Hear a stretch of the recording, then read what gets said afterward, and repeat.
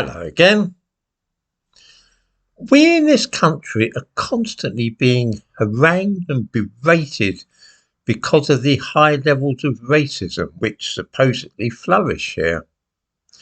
Our police are institutionally racist, and our museums and schools are also hotbeds of systemic racism.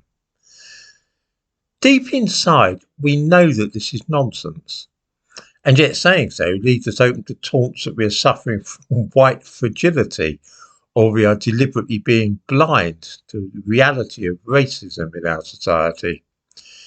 We must first acknowledge that we are racist so that we can be cured of this horrible condition. There did indeed used to be a lot of racism in this country, but over the years it's more or less faded away. At one time, the idea of one's daughter marrying a black man would have caused many parents to faint in horror. Now it's an everyday occurrence. People would say things like, "But would you want to live next door to one?"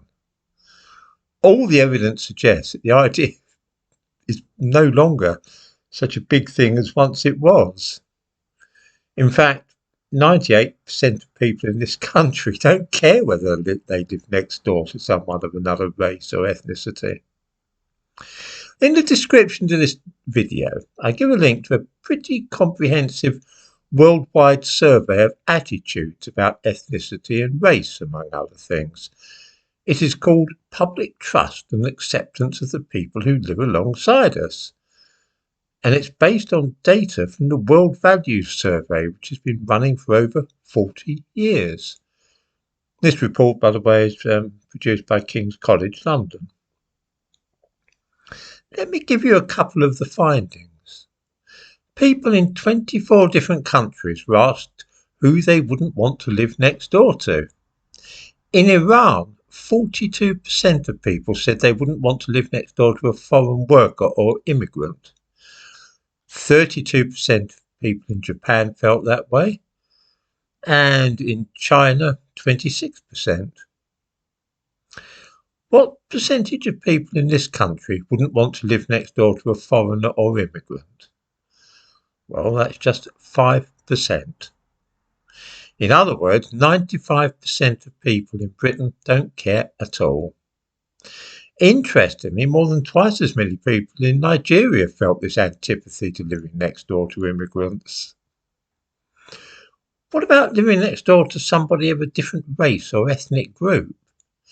This used to be such a big thing in Britain. As I say, it was pretty well a touchstone. It was a question people would ask. They'd say, yes, but you wouldn't want to live next door to one, would you? Guess what? Today, just 2% of people here feel this way. In Nigeria, 8 times as many people feel like that.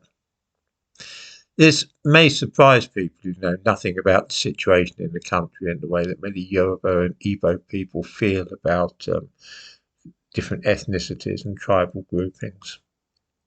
The bottom line is that out of those 24 countries surveyed, only Sweden and Brazil were more easygoing about living next door to people of different ethnicities.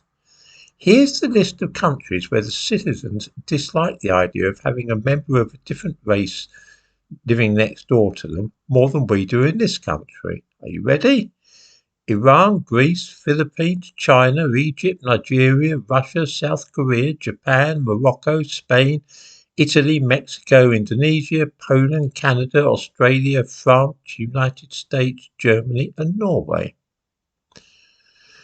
There's something intriguing about all this because it simply confirms what almost every older person knows, that once upon a time there was a lot of racism in Britain, but now there's very little.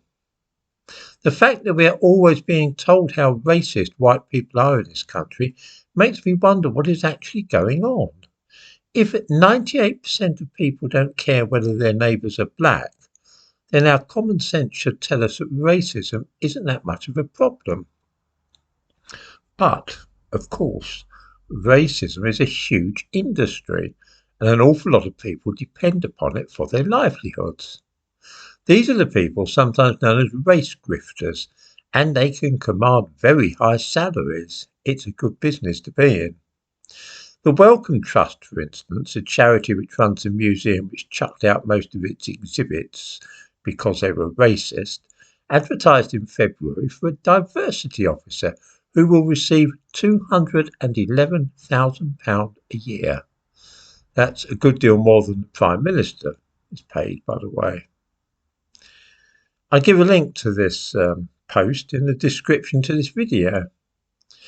The National Health Service, police, fire brigade and every other public body are always recruiting such people to help them tackle racism. 98% of people in Britain don't care if they live next door to a black person, and yet we are spending a fortune on inclusion. Britain is one of the most inclusive and accepting countries in the entire world, but a lot of people don't want this to be generally known. It would damage a very nice little racket whereby people can get jolly good salaries for fighting racism and promoting inclusion and diversity. It's probably time that we started to dismantle this system of spies, busybodies and apparatchiks who serve no useful purpose other than to stir up division in society. They have their very jobs to depend on for having division and friction between races and ethnic groups in this country.